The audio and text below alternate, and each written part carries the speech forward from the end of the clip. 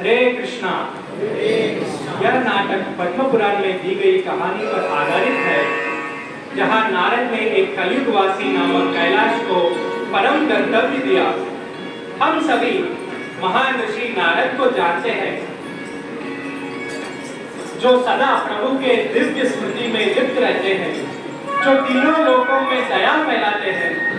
वास्तव में वह राजाओं के आध्यात्मिक गुरु हैं, जैसे कि ध्रुव और प्रहलाद, ऋषियों के रूप में व्यास और वाल्मीकि, और शिकारी और सड़क डाकू जैसे मृगारी और बल्लेगौर।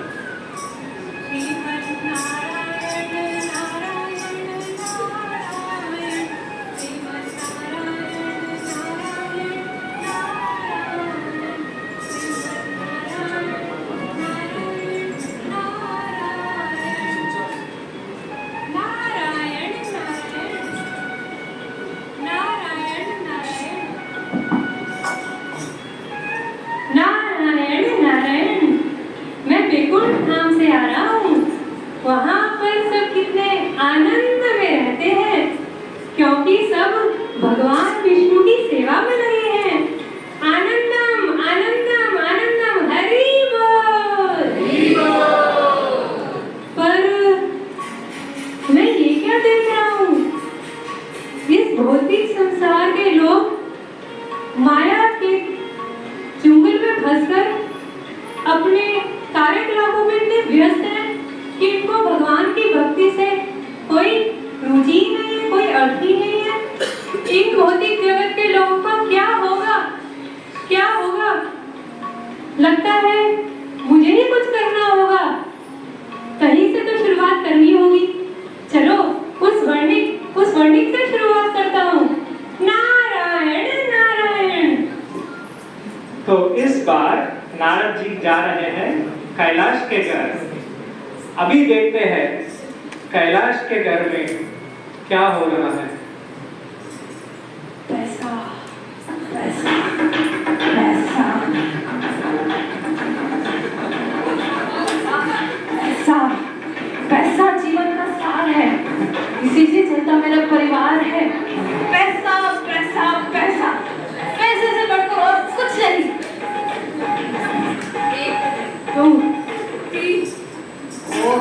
इससे मैं और जमीन खरीदूंगा और धनवान बन जाऊंगा। नारायण नारायण नारायण नारायण। कैलाश कैलाश कैलाश। प्रणाम नारद मुनि, आज तो मेरा भाग्य खुल गया है।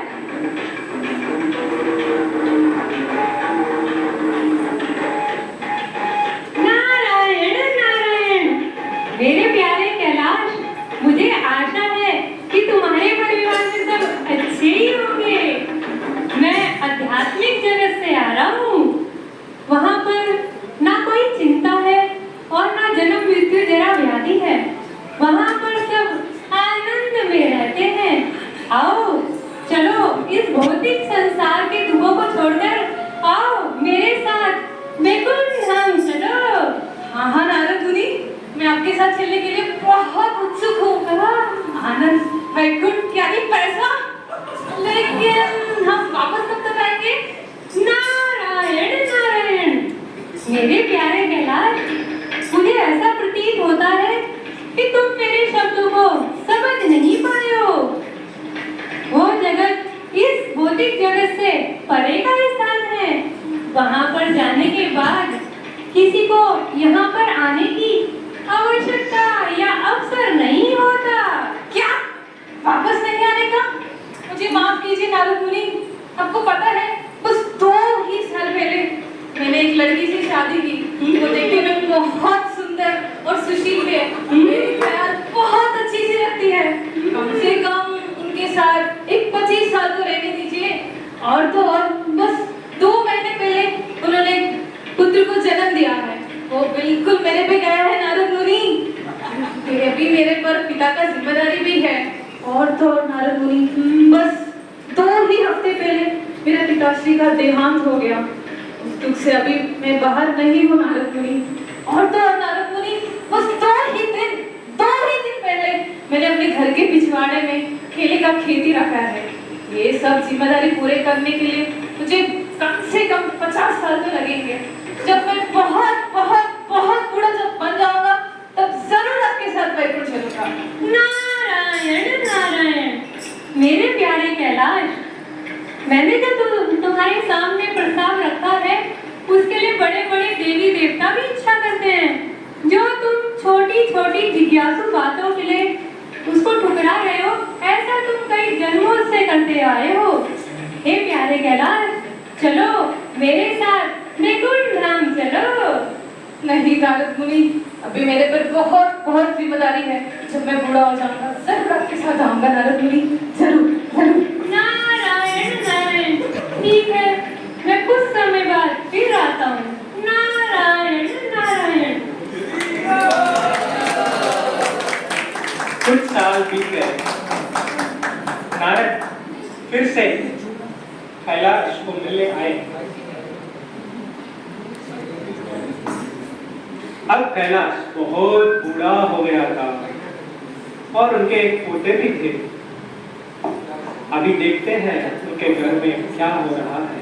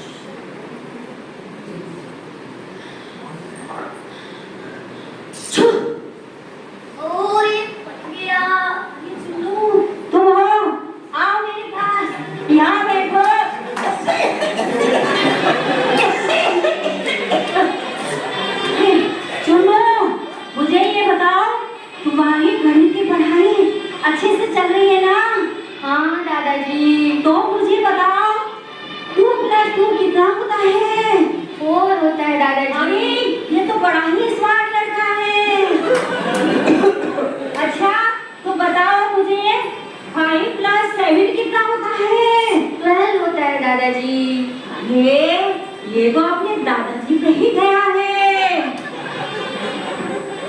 ओहो दादाजी, रोज रोज आप एक ही क्वेश्चन करते रहते हैं। अब आप पूछेंगे कि 9 + 1 कितना होता है? 17 होता है दादाजी। अरे अब मैं 16 साल का हो गया हूँ। अरे सुनो, आओ, नाराज नहीं होते हैं। वो तो तुम मेरे पोते चुन्नू ही ना। वो तो तुम मेरे पोते चुन्नू ही ना। नारायण नारायण। तुम्हारे दादाजी तुम्हारे ही हित की बात कर रहे हैं और अच्छे से तुम पढ़ाई करोगे तो अपने दादाजी की तरह अच्छे बन जाओगे। नारायण नारायण। प्रणाम नारद मुनि।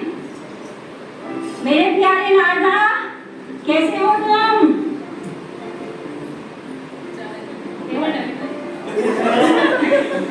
कैसे हो तुम?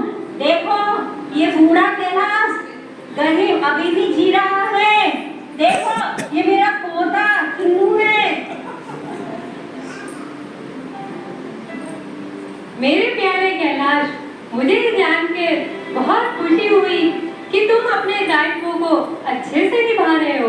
अब तुम्हारे पुत्र भी तुम्हारी जिम्मेदारियों को संभाल रहे हैं। आओ चलो अब मेरे साथ वैकुंठ धाम चलो। मेरे प्यारे नारदा, मैं भी अब यही सोच रहा था। मैं बहुत बहुत उत्सुक हूँ आने के लिए, लेकिन मेरे बच्चे अभी इतने बुद्धिमान नहीं हैं कि मैं अपना पूरा व्यवसाय उनको सौंपने का साहस कर सकूं।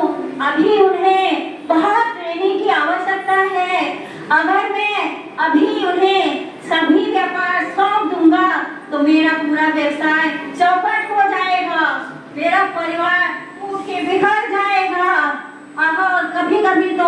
ऐसा होता है कि उन लोगों को बाहर ही रहना पड़ता है और मेरे चुन्नू को देखने वाला कोई नहीं होता। मैं बूढ़ा घर में रहता हूँ तो अपने पोते चुन्नू की देखभाल कर लेता हूँ। मुझे माफ करना नारद मुनि, मैं अभी नहीं आ सकता।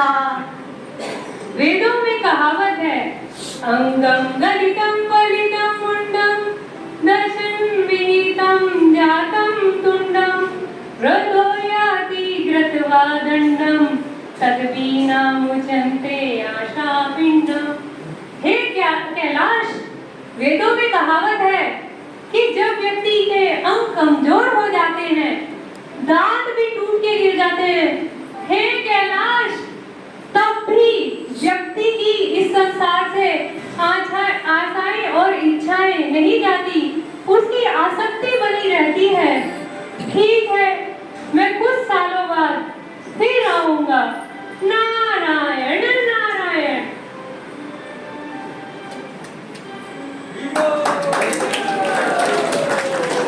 लगभग 10 साल बीत गए जब नारद फिर से कैलाश के घर में गुजरे। वह अपने पुराने दोस्त को पूछता है। अभी देखते हैं वहां पे क्या हो रहा है।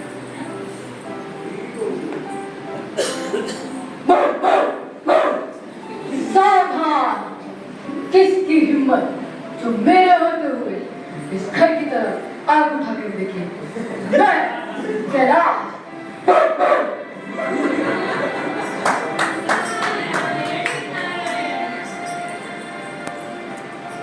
नारायण नारायण। कैलाश, कैलाश, तुम कहाँ हो? मैंने तुम्हें पूरे घर में ढूंढ लिया, तुम कहाँ हो? नारद मुनि, मैं कैलाश। कैलाश, तुम कुत्ते बने? ये तुमने क्या किया? 84 लाख योनियों के बाद मिलने वाले इस मनुष्य जीवन को तुमने व्यर्थ ही गवा दिया। ये तुमने क्या किया कैलाश? ये तुमने क्या किया? नारद मुनि, मैंने अपने मनुष्य शरीर को बर्बाद नहीं किया। पूरे 64 एकड़ जमीन खरीदा मैंने। ये धन संपत्ति सब के सब अपने दम पे कमाए हैं। अरे मूर्ख कैलाश, तुम अभी समझते हो कि ये जमीन तुम्हारी है? तुम्हारे जमीन के मालिक होने से पहले भी ये तुम्हारी जमीन थी और तुम्हारे जाने के बाद भी इसी की जमीन रहेगी। और तुम्हारे पोते अब इस जमीन की देखभाल करते हैं और तुमको रूखी सूखी रोटियों के टुकड़े डालते हैं और फिर भी तुम समझते हो कि ये जमीन तुम्हारी है। मैं अभी भी कहता हूँ कैलाश, एक बार, बस एक बार मेरी सुन लो। चलो वैकुंठ धाम चलो, भगवान नारायण बहुत कृपालु हैं, वो तुमको स्वीकार करेंगे। नारद मुनि, मैं भी आपके साथ आने के लिए बहुत बहुत बहुत उत्सुक हूँ। लेकिन क्या करें, आजकल मेरे गांव में बहुत सारे डकैती के मामले दर्ज हो रहे हैं। मुझे अपने पुत्र और पोतों पे तनिक भी भरोसा नहीं नारद मुनि।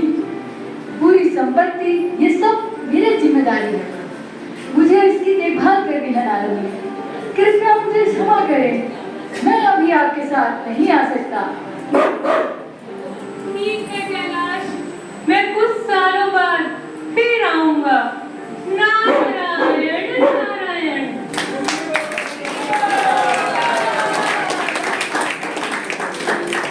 अभी और 10 साल बीते और फिर से नारद ने कैलाश के घर को दौड़ाया। घर बदल चुका था। चुन्नू ने घर का पूरा कब्जा कर लिया था।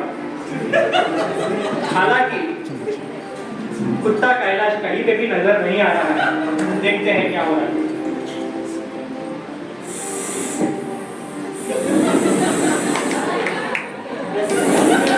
नारायण नारायण। कैलाश, कैलाश, अब तुम किस शरीर में हो? मैं यहाँ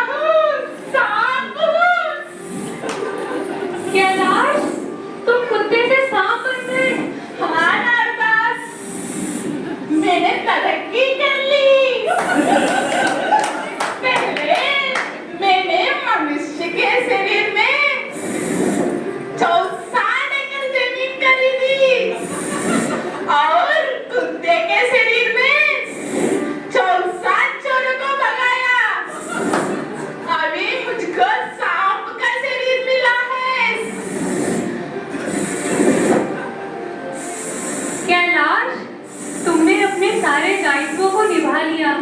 अब तुम्हारे पोते भी तुम्हारी जिम्मेदारी को निभा रहे हैं। तुमने अपने घर से चोर और डाकुओं को भी भगा दिया है। तुम्हारे सारे कर्तव्य पूरे हो गए। चलो कैलाश, चलो अब तो मेरे साथ बैकुंठ धाम चलो। हाँ नारदास, मैं सोचिंग मैं बहुत बहुत बहुत बहुत उत्सुक हूँ आने के लिए, लेकिन अभी तो चोर तो नहीं आ रहे और पोते ने केटों को देखभाल कर रहे, पर अभी चूहे और खरगोश ने मेरे केटों को खराब कर रहे हैं। इसलिए मैं हर दिन राउंड्स राउंड्स राउंड्स लगाता हूँ, उनका खाता हूँ और रक्षा करता हूँ। इसलिए मैं कुछ समय के बाद आऊंगा। कैलाश, तुमने मनुष्य से कुत्ते का शरीर धारण कर लिया और कुत्ते के शरीर से सांप का धारण कर लिया। उसके बाद भी तुम्हारी आसक्ति इस संसार से नहीं जाती। तुम्हें बैकुंठ धाम ले जाने के लिए मुझे ही कुछ करना होगा। चुन्नू, चुन्नू,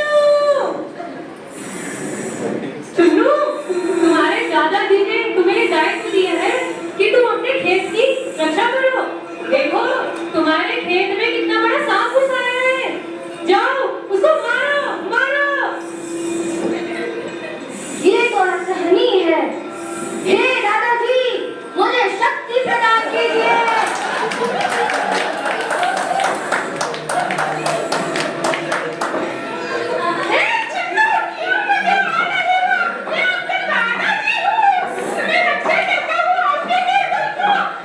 लेकिन ज्यादा सिसकने पर ज्यादा उसका पोता उसे मारता है, जब तक वह आखिरकार मर नहीं जाता। मरते समय सांप ने नारद को याद किया और अगले जन्म में नारद की कृपा से भगवान कृष्ण का एक महान भक्त बना। हरि बोल। इस प्रकार हम कैलाश की कहानी को समाप्त करते हैं। कैलाश की तरह एक व्यक्ति को अपने इच्छाओं और क्रियाओं के अनुसार एक शरीर स्वीकार करना पड़ता है। ऐसे व्यक्ति जो अपने सांगतिक योजना बनाने के लिए आसक्त रहता है, अपने समय शारीरिक चेतना में बिताता है, वो व्यक्ति जन्म मृत्यु के चक्र में के पीड़ा में जीता है। हरे कृष्णा।